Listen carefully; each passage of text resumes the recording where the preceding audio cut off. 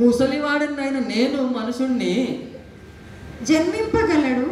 ఏ విధంగా జన్మించగలడయ్యా? నేను మళ్ళా తిరిగి నేను నా తల్లి గర్భంలో ఏ విధంగా వెళ్ళగలను అని అంటూ, ఒకడు నీటి మూలముగాను, ఒకడు నీటి మూలముగాను, ఆత్మ మూలముగాను, ఒకడు ఆత్మ మూలముగాను జన్మించితేనే గాని దేవుని రాజ్యంలో ఏమన్నా ప్రవేశించలేడు.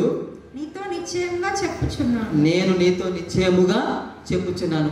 నీటి మూలముగా జన్మించడం అంటే మనము సాక్ష్యం ఇవ్వడం, ఆత్మ మూలముగా జన్మించడం అంటే పరిశుద్ధాత్మ దేవుడు మన హృదయంలో సంచారకరముగా ఉన్నాడు, నీలోనే ఉన్నాడు అనే విషయాన్ని ఎంతమందికి తెలుసు? ఆయన ఆలయంలో మన శరీరాన్ని చేసుకొని మనలోనే ఉన్నాడు. కానీ ఆ పరిశుద్ధాత్మ దేవుడు వస్తాడు పోతాడు అనేది లేదు. ఆయన ఆత్మ ఒక్కటేసారి పెంతెకోస్తు దినమునందు అందరి మీద కుమ్మరించబడ్డది.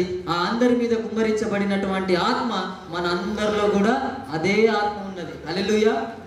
అపోస్తుల మధ్య కుమ్మరించబడినటువంటి పరిశుద్ధాత్మ దేవుడు, మనలో ఉన్న దేవుడు కూడా ఒకే ఆత్మ.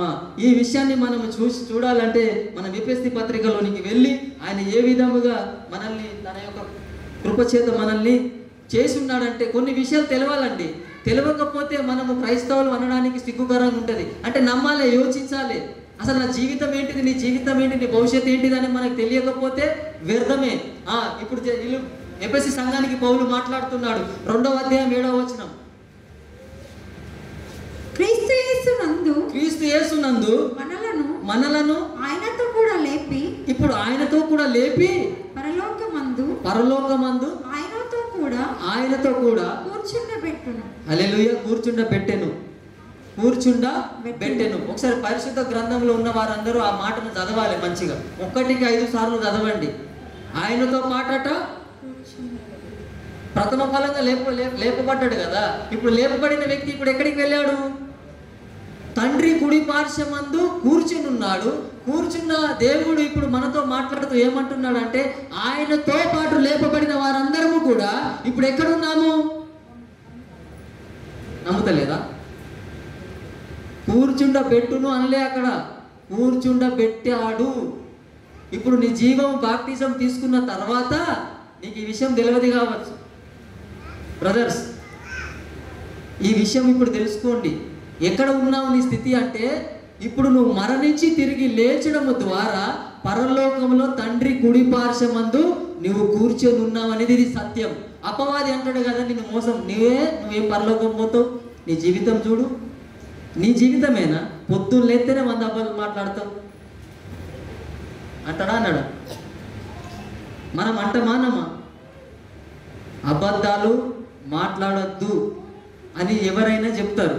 కానీ అబద్ధాలు నేను మాట్లాడకుండా ఏ విధముగా జీవించాలనో, ఎలా జీవిస్తాము? క్రీస్తుని పోలి నేను నా జీవితంలో నేను నడిస్తే నేను అబద్ధాలు మాట్లాడా అనే విధంగా మనం దేవుడు నడిపిస్తాడు. పరిశుద్ధాత్మ దేవుడు నాలో ఉన్నాడు. లోకంలో ఉన్న వాడి కంటే నాలో ఉన్నవాడు గొప్పవాడు. లోకంలో ఏమున్నది? ఇప్పటి వరకు విన్నాం కదా. లోకంలో అంత మోసం ఉన్నది. అపవాది అంత పని ఏంటిది? అబద్ధముడు. ఆది నుండి వాడు అబద్ధికుడు, వాడు మోసగాడు. నిన్ను మోసం చేయడానికి వస్తాడు. వాడు సాధారణ పని ఏంటిది? నీకు అబద్ధాలు చెప్పడం, నిన్ను మోసం చేయడం, నీ కుటుంబాన్ని సర్వనాశనం చేయడం. అంటే నీ జీవం ఎక్కడున్నదో తెలుసా? నువ్వు ఇప్పుడు ఎక్కడున్నావో తెలుసా? ఇక్కడ కూర్చున్న నీవు యేసుక్రీస్తును అంగీకరించిన నీవు తండ్రి కుడి పార్శ్వమందు ఆయన సింహాసనములో, ఆయన యొక్క కుడి పార్శ్వం అంటే, కుడి పార్శ్వం అంటే ఏంటిదంటే అధికారమునికి సూచన. ఇది మన జీవితం. నేనంటలేనండి, పరిశుద్ధ గ్రంథమే మాటలు సత్యం. ఈ మాటలు మనల్ని స్వతంత్రులు చేస్తవి. సత్యము మిమ్మల్ని స్వతంత్రులు చేస్తుంది అనే మాట మనం యోహాను సువార్తలో చూస్తాం కదా. సత్యం నుంచి మనం ఎప్పుడైతే మనం హృదయంలో స్వీకరిస్తామో అప్పుడు మనము స్వేచ్ఛగా జీవించగలుగుతాం. మనం దాసులముగా ఇక దేవుని కుమారులముగా బ్రతకగలుగుతాం. మన విశ్వాసమునకు కర్తయు దాన్ని కొనసాగించేది యేసు వైపు చూస్తూ మనం జీవిస్తాం. వాక్యం అర్థమవుతుంది కదా. ఇది ఈ విధముగా క్రీస్తు యేసు నందున్న ఎడల వాడు నూతన సృష్టి. ఎక్కడ చేయబడ్డాడు అంటే నిత్య మహిమలోనికి చేర్చబడ్డాడు. హల్లెలూయా. ఇక నువ్వు పాత జీవితం నీది కాదు. పాత రోత జీవితం అంటే ఈ శరీరానికి ఇప్పుడు నువ్వు జీవించుచున్నావు, కానీ ఈ శరీరంతో నీకు పని లేదు. ఇప్పుడు నెక్స్ట్ ఎఫెసీ పత్రిక 2వ అధ్యాయము 13వ వచనం కూడా ఒకసారి చదవండి. అయినను మునుపు దూరస్తులైన మీరు, ఒకప్పుడు మీరు ఉండే అండి, ఒకప్పుడు మనం దేవుని ఎరగని వారము ఉన్నప్పుడు ఇప్పుడు ఎక్కడ ఉండే? ఇప్పుడు క్రీస్తు యేసునందు. ఇప్పుడు క్రీస్తుని అంగీకరించినాము కదా. ఇప్పుడు అంగీకరించిన మన అందరము దేని చేత మనల్ని ఆయన దగ్గరికి తీసుకున్నాడంటే, ఆయన సింహాసనాన్ని ఇచ్చాడంటే క్రీస్తు రక్తము వలన, క్రీస్తు అమూల్యమైన నిర్దోషమైన పవిత్రమైన ఆయన రక్తము చేత సమీపస్తులై ఉన్నారు. ఇప్పుడు ఆయన రక్తము చేత నువ్వు కడగబడ్డావు కాబట్టి దేవుడు ఏం చేశాడంటే సమీపస్తులుగా దేవుడు ఆయన యొక్క సముఖమనందు మనల్ని కూర్చుండబెట్టి ఉన్నాడు. అదే విధంగా ఎఫెసీ పత్రిక 2వ అధ్యాయము 18-19 వచనాన్ని కూడా మనం చదివితే, ఆయన ద్వారానే మనము ఉభయులము ఒక్క ఆత్మయందు. ఇప్పుడు ఇక్కడ ఆగుదాం, మెల్లగా ఒక్కొక్క మాట చదువుదాం. ఇప్పుడు యేసు క్రీస్తు ద్వారానే ఇప్పుడు ఏమయ్యానము? ఇప్పుడు శరీరం గురించి మాట్లాడతలేను అక్కడ, మీకు అర్థం కావాలి. ఇప్పుడు శరీరం ఇది మట్టికి మట్టి అయిపోయేది. ఇప్పుడు క్రీస్తుతో పాటు మనం లేచి ఇప్పుడు ఎక్కడ ఉన్నాము? క్రీస్తు నా కొరకు నిర్దోషమైన నిష్కలంకమైన రక్తము చేత ఆయన కడిగి నన్ను ఏం చేశాడు? ఇప్పుడు చదవక ఈ ఆలోచన, ఈ కాన్షియస్ తోటి మనం ఇప్పుడు చూస్తే ఒక్క ఆత్మయందు తండ్రి సన్నిధికి ఒక్క ఆత్మ, యేసు క్రీస్తుకి ఏదైతే దేవుడు తన యొక్క కృపను దేవుడు ఏదైతే తన ఆత్మ చేత దేవుని లేపాడో, ఒక్క ఆత్మ చేత మనకు నిన్ను విడువను నేను ఎడబాయను అని, మిమ్మల్ని అనాథులుగా నేను విడువనని వాగ్దానం చేసిన దేవుడు ఆదరణకర్తయగు ఆత్మ మీలోనికి వచ్చినప్పుడు సర్వ సత్యంలోనికి మిమ్మల్ని నడిపిస్తుంది అని చెలవిసినటువంటి వాగ్దాన పూరితమైన వాక్యము ఇప్పుడు మాట్లాడుతున్నది. ఏమని మాట్లాడుతున్నది అంటే, ఒక్క ఆత్మయందు తండ్రి సన్నిధిలో చేరగలిగి ఉన్నాము. కలిగి ఉంటారన్నాడా? ఉన్నామన్నాడు. ఉన్నాము. మీరు నమ్మినా నమ్మకపోతే పరలోక రాజ్యం మీకు కాదండి. ఇది మాత్రం పక్క. నమ్ముతేనే, దేవుని యందు విశ్వాసం ఉంచితేనే దేవుని యొక్క కార్యాలు మనం చూడగలం, మన స్థితి తెలుసుకోగలం. దేవుని రాజ్యంలోనికి మన క్రియలను బట్టి మనం ఏదో నేను 50 రోజులు 100 రోజులు ఉపవాసం ఉండి నేను నీతిమంతుడునో ఇంకేదో, మనము దేవునికి సరిపోయిన వారం ఇక్కడ కూర్చున్న వారు ఎవరు కూడా లేరు.